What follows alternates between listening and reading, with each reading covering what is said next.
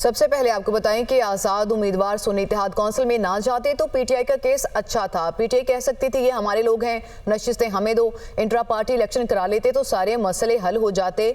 और पीटीआई ने अपने लोगों को जमहूरी हक से महरूम रखा था। पार्टी इलेक्शन होते तो उसका फ़ायदा पीटीआई मेंबरान को ही होता, वो इलेक्शन लड़ लेते। हर चीज़ का मलबा इस अदालत पर ना डालें। क्या सुप्रीम कोर्ट फैसले में लिखा है कि बल्ले का निशान किसी और को लॉट नहीं हो सकता? चीफ जस्टिस काजी फाइज इसा का सुन्नी इत्तेहाद कौंसिल की मखसूस नशिस्तों से मुतालिक केस में वकील से इस्तफसार। अदालती फैसले में ऐसा कुछ नहीं लिखा। फैसल सदीकी का जवाब। चीफ जस्टिस ने कहा आपका बहुत शुक्रिया। जस्टिस मुनीब अख्तर ने कहा कि क्या सुप्रीम कोर्ट को ऐसा कहने की जरूरत थी? इंतखाबी निशान की अलॉटमेंट से पहले सुप्रीम कोर्ट का फैसला आया था। कानूनी गलतियों की पूरी सीरीज है जिसका आगाज यहाँ से हुआ था। जस्टिस मंसूर अली शाह ने कहा कि दो सियासी जमातें अपनी जीती हुई नशिस्तों के तनासुब से ही मखसूस नशिस्तें लेंगी। ये नहीं हो सकता कि इन्हीं सियासी जमातों को इजाफी नशिस्तें भी बांट दें। ऐसा करने से फिर मुतनासिब नुमाइंदगी का असूल कहाँ जाएगा? बाकी नशिस्तों का क्या होगा बाद में देखा जाएगा। चीफ जस्टिस ने कहा आइन से बताएंगे कहाँ है। वकील फैसल सदीकी ने कहा यह तो ऐसे ही है कि कहा जाए शौहर शादीशुदा नहीं।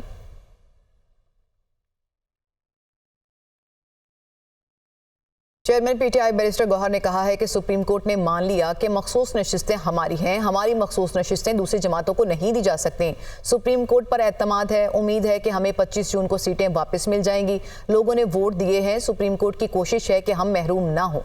बैरिस्टर गौहर खान मीडिया से गुफ्तगू कर रहे थे।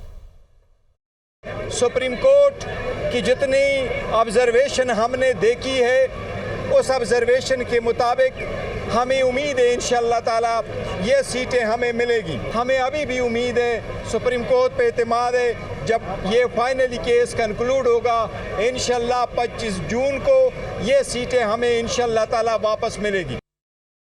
इस्लामाबाद के 3 हलकों के इलेक्शन ट्राइब्यूनल की तब्दीली की दरख्वास्तें समाअत के लिए मंजूर कर ली गई। इलेक्शन कमीशन ने नून लीगी उम्मीदवारों की दरख्वास्त पर महफूज फैसला सुना दिया। इसी से मुतालिक मजीद तफसीलात लेंगे। नुमाइंदा दुनिया न्यूज़ वकार सैयद ने हमें ज्वाइन किया है। जी वकार, बताइए क्या डिटेल्स हैं?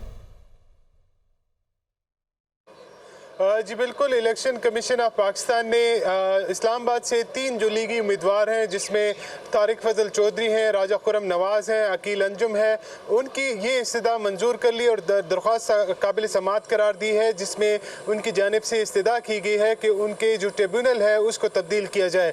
इस्लामाबाद के 3 हलकों के लिए एक ट्रिब्यूनल जज को मुकर्रर किया गया है, जो तारिक जहांगीरी हैं उनको मुकर्रर किया गया है। वहाँ पर ये 3 जो MNAs हैं इनसे फॉर्म 45 जो है वो तलब किए गए थे। ताम इनकी जानिब से जो है वो गुज़श्ता रोज़ इस पर अदम एतमाद किया गया था और गुज़श्ता रोज़ ही इलेक्शन कमीशन में एक दरख्वास्त दायर की थी, जिसके बाद इलेक्शन कमीशन ने गुज़श्ता रोज़ की ही काज लिस्ट में आज इसको समाअत के लिए मुकर्रर किया था।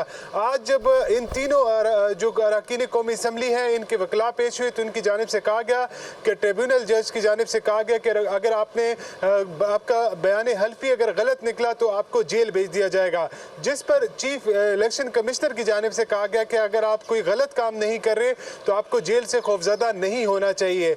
जबकि जो दरख्वास्त गुजार के वकील थे उनकी जानिब से कहा गया कि तेज़ी से जो है वो ट्रायल किया जा रहा है और ये आइन के आर्टिकल 4 के मुनाफी है, क्योंकि आर्टिकल 4 जो है वो किसी भी जो शहरी है उसको फेयर ट्रायल का हक देता है, चाहे वो मुल्क में हो चाहे वो मुल्क से बाहर हो।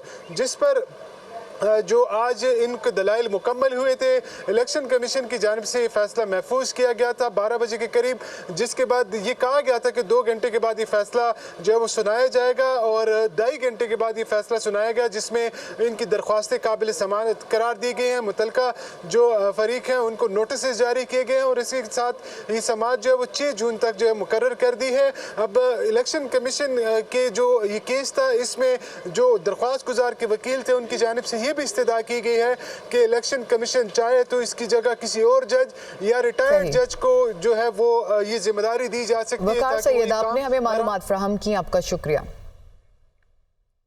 पीटीआई ने मुतनाज़ ट्वीट के हवाले से कंप्लेंट और FIA की तलबी के नोटिस को चैलेंज कर दिया है। Chairman PTI barrister Gauhar, secretary Ikhlat Rauf Hasan ने इस्लामाबाद हाई कोर्ट में दरख्वास्त दायर कर दी है। दरख्वास्त में सेक्रेटरी दाखिला, शिकायत कुनिंदा, डिप्टी डायरेक्टर FIA और तफ्तीशी अफसर को फरीक बनाया गया है। बानी पीटीआई के ट्वीट को सियासी मुखालफिन ने तोड़ मरोड़ कर पेश किया गया, ये दरख्वास्त में कहा गया, और ट्वीट का मकसद मुल्क को बहरान से निकालने के लिए नेशनल डायलॉग के एहतमाम की तरकीब देना था। अदालत कंप्लेंट और तलबी के नोटिस को कलअदम करार दे, ये इस दरख्वास्त में सदा की गई है।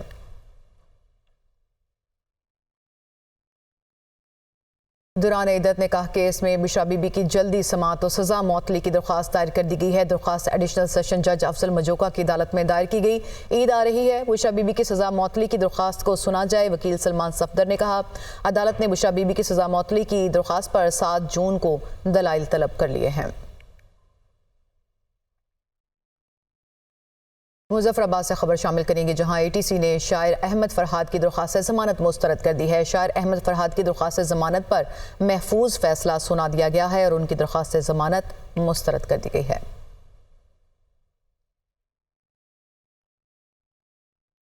इस्लामाबाद में बल्दियाती इंतखाबात ना कराने के खिलाफ केस में अहम पेशरफ्त हुई है। इस्लामाबाद बल्दियाती इंतखाबात कब कराएंगे? इस्लामाबाद हाई कोर्ट ने 10 जुलाई तक तारीख तलब कर ली है और इस्लामाबाद हाई कोर्ट ने वफाकी दारुल हुकूमत में नए रेट पर प्रॉपर्टी टैक्स नोटिस मुअत्तल कर दिए। दरख्वास्त गुजार को पुराने रेट पर प्रॉपर्टी टैक्स जमा कराना होगा, ये इस्लामाबाद हाई कोर्ट की जानिब से कहा गया है। लोकल गवर्नमेंट की मंजूरी के बाद ही ये टैक्स लगाया जा सकेगा। लोकल गवर्नमेंट के इलेक्शन क्यों नहीं हो रहे? जस्टिस मोहसिन अख्तर कयानी ने इलेक्शन कमीशन हुकाम से ये इस्तफसार किया और हुकाम इलेक्शन कमीशन ने बताया कि हल्का बंदियों के हवाले से शेड्यूल दे रखा है।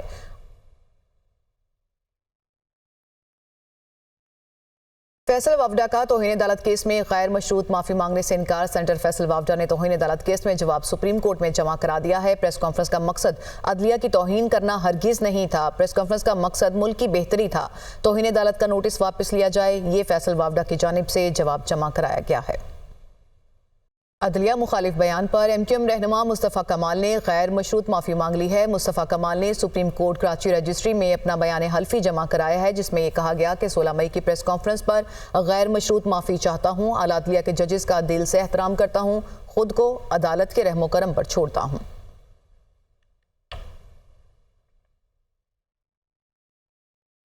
सुप्रीम कोर्ट ने मौसम गर्मा की तातीलात का नोटिफिकेशन जारी कर दिया है। सुप्रीम कोर्ट में गर्मियों की तातीलात का आगाज 15 जून की बजाय 15 जुलाई को होगा और सुप्रीम कोर्ट के एलामिये में यह कहा गया कि मुअज़्ज़ज़ जजेस से दरख्वास्त की गई है कि वो 1 माह की छुट्टियां लें, अगरचे सुप्रीम कोर्ट में 2 माह की तातीलात होती हैं।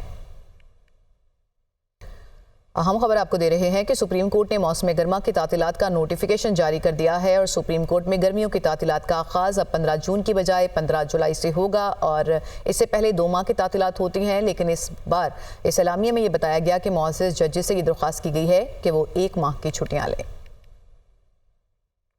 पाकिस्तान स्टॉक मार्केट से आपको खबर दें, जहां मार्केट में मंदी का रुझान है। स्टॉक मार्केट 100 इंडेक्स में 885 पॉइंट्स की कमी देखी गई है। स्टॉक मार्केट 100 इंडेक्स 74,690 पॉइंट्स पर इस वक्त ट्रेड कर रहा है।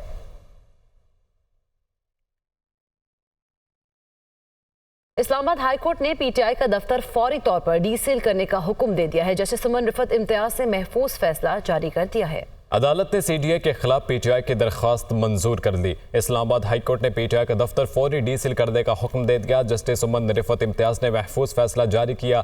अदालत ने CDA के खिलाफ PTI की दरख्वास्त मंजूर कर ली है। हम खबर से आगाह करें, इस्लामाबाद हाई कोर्ट ने PTI का दफ्तर फौरी डीसील करने का हुक्म दे दिया है।